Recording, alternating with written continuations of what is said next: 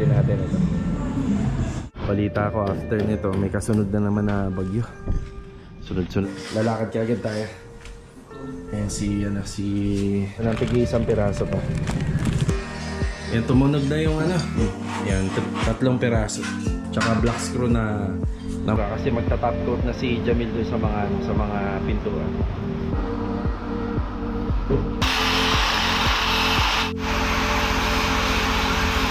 Sa kornisa.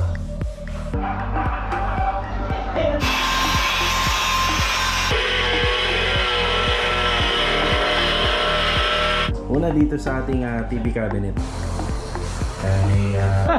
Oo naman. Rinig ba? Battery ito. Achievement namin ngayon. Ayan na. Yan, dumamo na tayo rito sa hardware. Sa pinakamalapit. Kahapon doon sa site, may pinadeliver tayo na 20 bag ng Bistay at saka Flexiban. Ito na po yun. Yan na. 1390. Tara. Dito tayo dumaan sa shortcut way. Pero nakakapagtaka. Walang mga estudyante. Siguro suspended. Ibig sabihin talaga talaga bagyo talaga. Dapat dito traffic na rito dapat marami ng estudyante. Suspended siguro yung klase.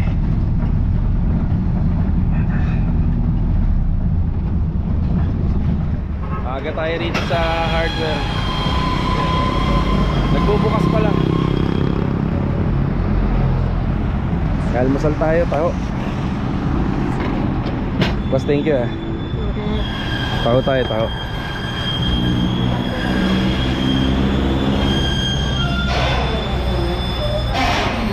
Ayan, bubukas pa lang Tara, ayan, open na po sila. Bali, ito po yung napili natin, dark gray. Bali, 2 piraso lang yung bibili natin ito kasi maliit lang naman yung kitchen counter po ron. Tapos papartneran po natin yan na 30x60. Ayan. 30x60. Bali, ito mga 7 piraso naman yung bibili natin ito. Habang kinakarga yung tiles natin, bibili lang tayo rito ng hydraulic hinges. Yung concealed. Ayan, malapit na hardware. Magkalapit lang yan yung binibilhan natin. Baka meron dito para dire-diretso na tayo. Okay na po tayo rito. Ito na yung tiles natin. Yan, 7 piraso to. Tapos 2 60x60. Bali 910. Tapos 3 concealed hydraulic hinges, 240 naman. Okay, tara. Ayan, gumaganda na yung weather. Pero ayan, dito na tayo sa phase 5. Ayan, gumaganda na yung weather. Kanina medyo maambon-ambon Pero balita ko after nito may kasunod na naman na bagyo. Sunod-sunod na sila Okay, dito na tayo. Naibaba na rin po yung tiles. Andito si Master Jojo, good morning. Good morning. At saka si Bino, good morning. Good morning. Ayan si JB JB, good morning. Good morning. Si Louie. Good morning. Ginaya. Ayan, papasinsil na po tayo dyan. Maglalagay po tayo ng isang location ng outlet pa. Tapos ayan na po yung tiles natin, dala-dala. Para po dito yan. Yan sa backsplash at saka yung 2 piraso para sa counter. Dito, nag-uumpisa na po sila rito. May kulang nga lang po, concrete nail, tsaka onting wire na lang, number 12. Kasi may mga po rito, linya ng saksakan. After na natin dito, lalakad kagad tayo. Ayan si Louie. Ayan na po yung tiles. Kompleto po yan, pataas. Tsaka may mga kasama rin tayo rito. Si Kuya Dindo, good morning po. Good morning. Ano na yata yan, tall white no kuya? Unang madalang ko na. Ayan, walang muna. Tsaka si Jamil, good morning Jamil. Good morning. Ito na yung inaasikaso ni Jamil. Ano yan, Mil? Yung pambarnis na. Okay. Talyan natin spray guys. Meron na yata rito pero i-spray gun kukunin ko lang sa bodega. Kasi ma-sprayan na po yung isa sa mga pintuan. Kinis na. Ganyan talaga, kailangan makinis muna para maganda ang resulta. Yun na. Sa ginagawa po ni Jamil yan, na lilitaw na po dyan yung ano, yung parang pinaka varnish niya. Natural. Yung unang mano ng tool white.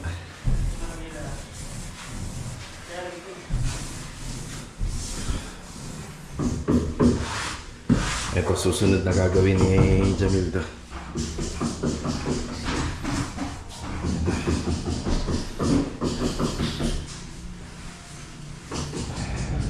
Dito na ulit tayo sa hardware. Bumili uli ako nito. Yung laman pala nito, isang piraso lang, hindi pares yung nabilang ko kanina. Yan, kaya pala mura. Yan, bali binilang ko na lang sila ng tigi isang piraso pa. Para magpares sila. Yun, isang piraso lang pala yung laman. Hydraulic hinges din. Same lang din ang brand.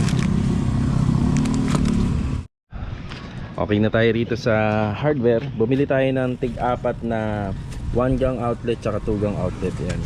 Para na dun sa interior, dun sa loob. Sakali nga papalitan ni ma'am yung mga existing na outlet dun, ihahabol na lang natin. Yan, may isang bag na tayo ng tile grout gray, 12 meters na number 12. Tsaka ito yung mga tinukoy ko kanina, additional na concealed hinges. Tapos isang anchor box para dun sa may facade ng kanyang interior sa harap. Sa may pasad dun sa harap ng bahay para meron silang saksakan ng ano, CCTV camera. Yan, 675 at saka 1540. Tara. Meron nga po pala din tayong biniling pako na didos. Yan, muntik na makalimutan na. Thank you. Salamat, salamat.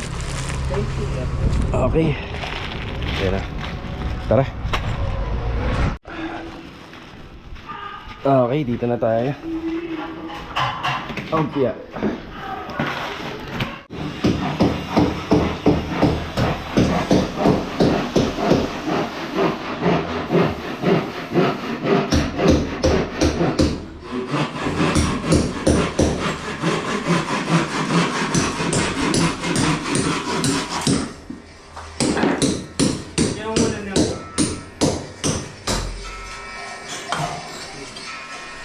Yan, tumunog na yung ano, yung alarm.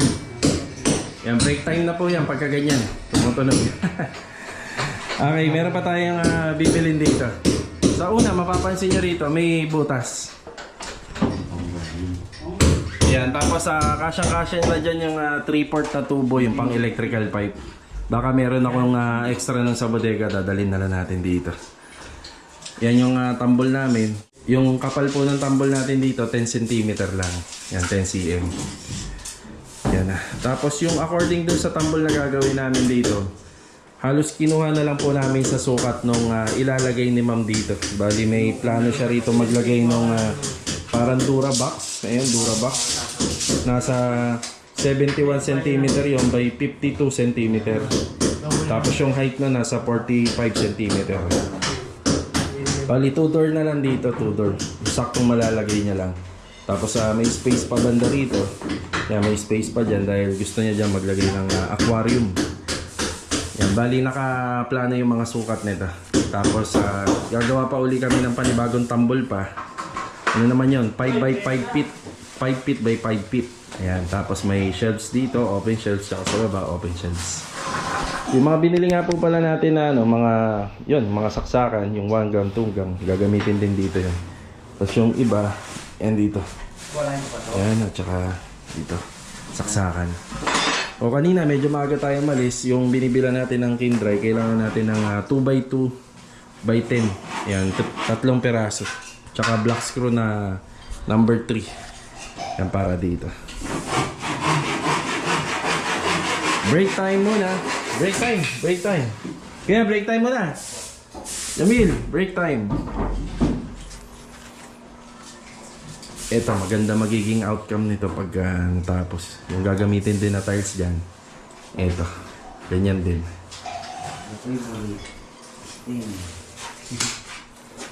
Yan, merienda po muna.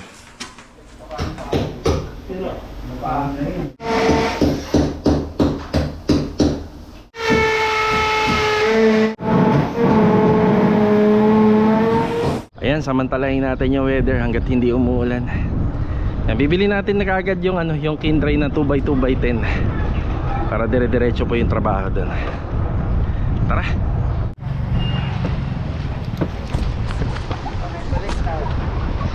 Ayan, bumalik tayo sa hardware.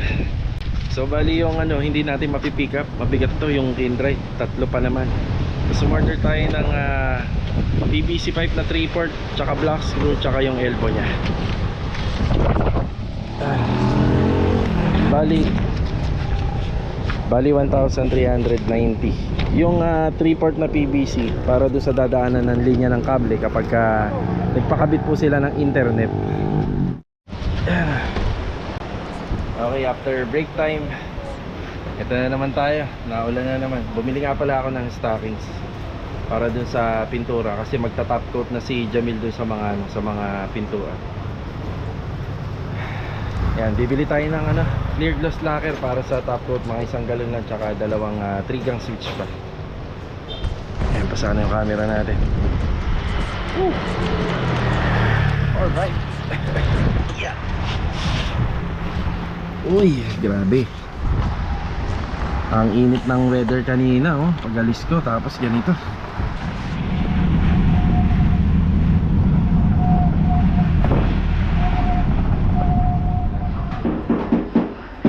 Ito, dagdag. Yep. Dito na tayo. May dala tayong clear glass lacquer. Mil, ito pala yun, yung stockings.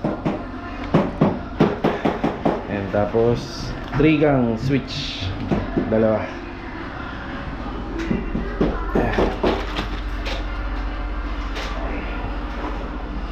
Bale, ito pinagpapatuloy po nila yun sa ating TV cabinet. Ito yung binili natin kanina, yung electrical pipe. Bali 3/4 yan. Yan, dyan na po lulusot yung sa kable. Yan, tapos may nakabang na po yan dito sa labas ng dingding. Yan na yan.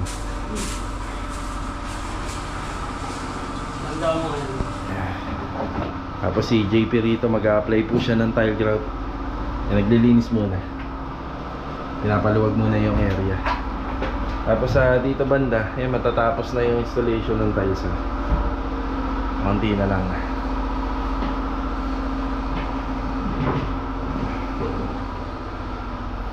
Yan, may habang na rin kami ng linya rito.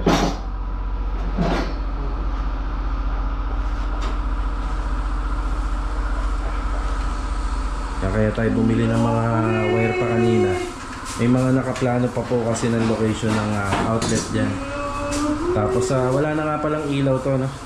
Pero nasuggest din natin kay client na mas maganda sana merong street light or LED sa loob, kaso nga lang okay na daw siya sa ganito. Pagkabit na po sila ng isang mahabang tabla rito. So ang tawag dito tambol. So ulitin ko, 10 cm yung pinakakapal niya. Yan ang ginagawa namin kung bakit meron kayo nakikitang parang ganyan, no? Naka-vertical, tapos naka-bracket. Kasi dito namin kakabit yan. Tapos gumawa muna kami ng pa-L-type, tapos ito pinako namin sa pader. Doon sa mga nagtatanong nga pala, ganyan po yung ginagawa namin. Yan. So okay lang na ilang bracing lang, kasi makapal naman po to, 3/4 po to. Yan, matibay. At saka gawang local marine.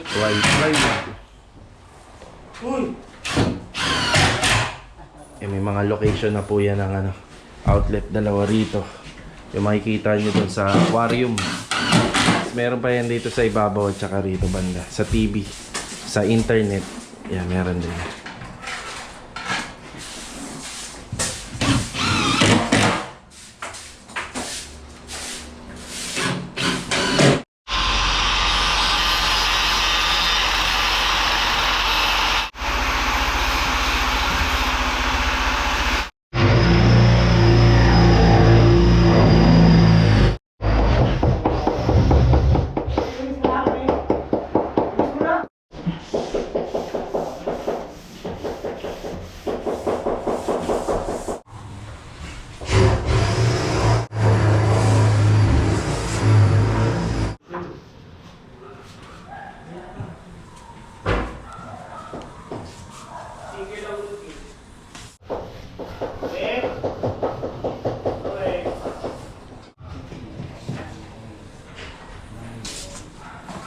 Ayos na, Jamil ha. Wala akong kabetas breakers.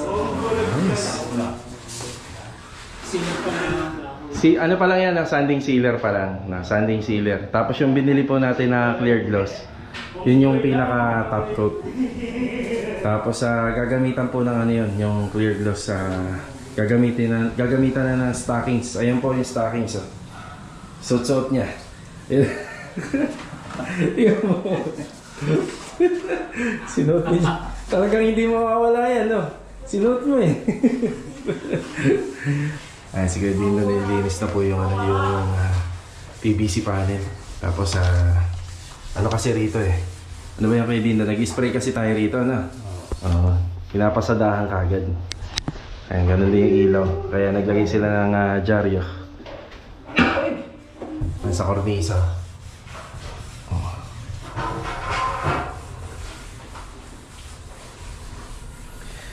Bali, yung pinturang gusto ni ma'am, yung hindi daw mapula. Ayan, halos sa ano lang, sakto lang. Oh. Sakto-sakto, kuwang-kuha. Sandra finish? Sandra. Tapos dito, maglalagay pa kami ng isang pintuan dito. Ayan, nakapag-usap kami ni ma'am na meron palang isang pintuan to. Ibig sabihin na cover pala to. Itong shelves na to. Kaya madali naman na yan. Meron naman na tayong ano dyan. Mga sobrang kahoy pa.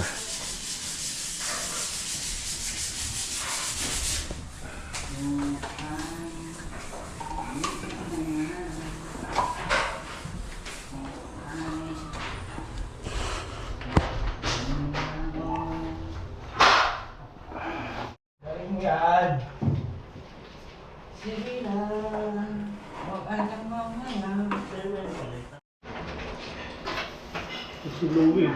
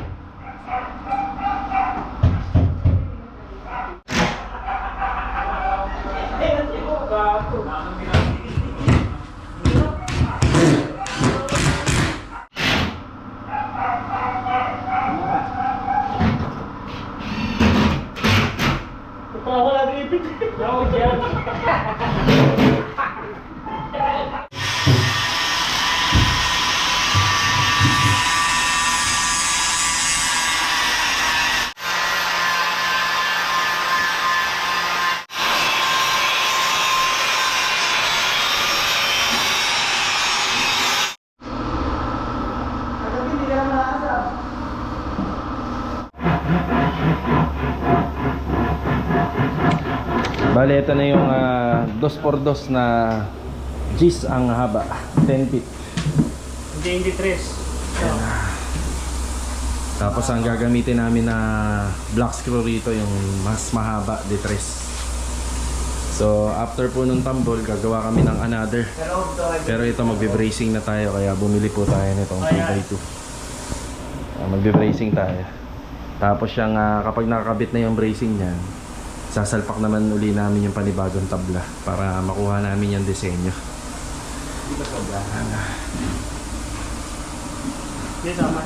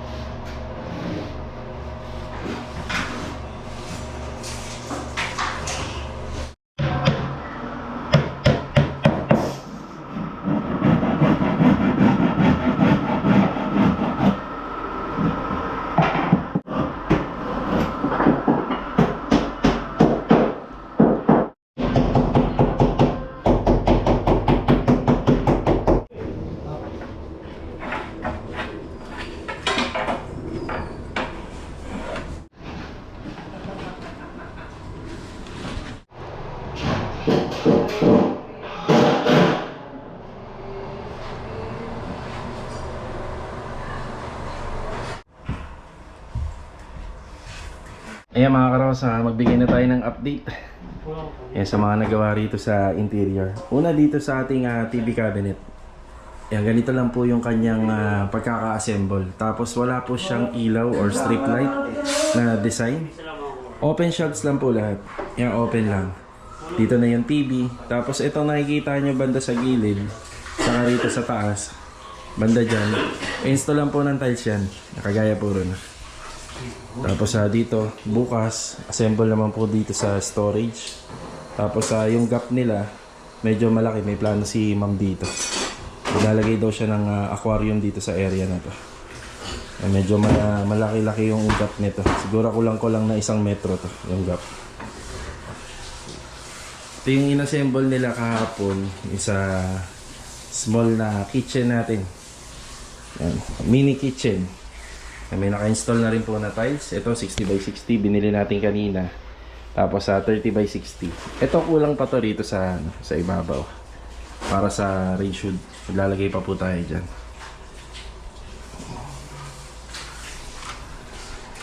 Tapos dito, pwede na pong installan ng mga accessories po to. Ayan o, tinira na ni JP. Ay tile rod na. Oh, linis Ito nga daw ako tutulog sa aking Jojo eh. Diyan ka matutulog? Oo. Sobrang linis na. Ayan, bali sa susunod, ano na po to, pwede na yung water closet. Pwede na natin pa-install, pati yung mga accessories. Yung heater nga po pala nito, hindi tayo bumili kasi kay ma'am manggagaling po. Siya yung magdadala rito. Ayan, wall accent natin dito. Ayan, kompleto na rin. Pati yung bandang gilid, nilagyan namin. Ayan. Oh, ganda. Diba? Ando naman tayo sa taas. Ayan. Ito, malinis na yung mga kisame rito. Pinupunas-punasan. Tapos yung update dito sa ating pintuan. Yun, oh. Wow na wow. Jamil, halika Jamil. Dali, halika. Oh, shoutout sa'yo. Ano masasabi mo sa gawa mo, ha? Ang finish ito, Eileen finish. Eileen, ayun, Eileen finish pala to. Kaya naman pala. Oh, torpe ka na. Oo pa naman. Rinig ba yun? Narinig niya. Ito. Ano po to? Clear gloss lacquer finish. Pero according sa nagpintura, Eileen finish daw. Ayan, Eileen finish. So ayaw ni ma'am nung sobrang pula. Ito yung natural lang po siya. Natural lang. Pinakintab lang po namin. Ayaw niya nang masyadong mapula. Meron kasing mga mapapula na finish nito eh. Halos na yata yung Jamil no, mapol no. Parang gano'n na yung finish. Walnut eh. Walnut. Ayun, walnut. Ang mga ganit tsaka walnut, tagmaan. Ayun. Tagmaan ko rin yun, dalawang magkamukha. So ito naman po yung gagawin niya rito sa kabilang side. Ayos, ganda. Yan yung finish. Kasi pag nandun yung camera, parang mapula siya. Pero ito, sakto lang. Si Kuya Dindo rito. Kuya, ito may siya, lavender yata kulay nito. Dito, okay na yung kulay. Ito, atoll white. Yan lang, yan ang buo na yan. Ganda, may design siya. Yun no, kasabay na nung sa kisan eh. Lumalabas yung itsura talaga ng wall and ceiling. Eh. Linis ka agad. Pati rito. Pero mga karosan yan iikotan pa yan, mga retouching. Tapos yung sa bintana, ganun din. Tapos yung ginawa ko ni Master Giorgio rito, nagre-request pa si ma'am na palagyan daw ng ng pintuan. Magkakapintuan pa po siya. Yan yung trabaho ng dalawang pintor natin dito. Matrabaho din kasi may pag-varnish type yung niya eh. Pero yung sa mga pintuan, pero pagdating sa loob, mga na po yung mga puti na. Yan, yung sa gilid. Yan, varnish yan, varnish. Sa puti tayo sa loob. Doon varnish Yan, ganyan, natural. Natural varnish. Yan. Yan, isa sa mga magandang achievement namin ngayon. Yan na. Wow, ganda. Halos lahat ng ginawa namin nung pati nakaraan, ganyan din. Yan na. Okay, uwian na naman po. Uwian na. Yan.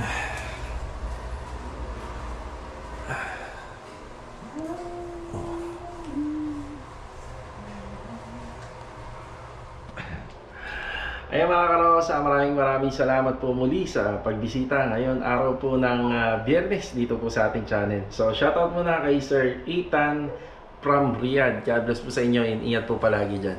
So paano? God bless po sa ating lahat. Kita-kita na lang po sa susunod na video. Ingat po palagi. Paalam po muna.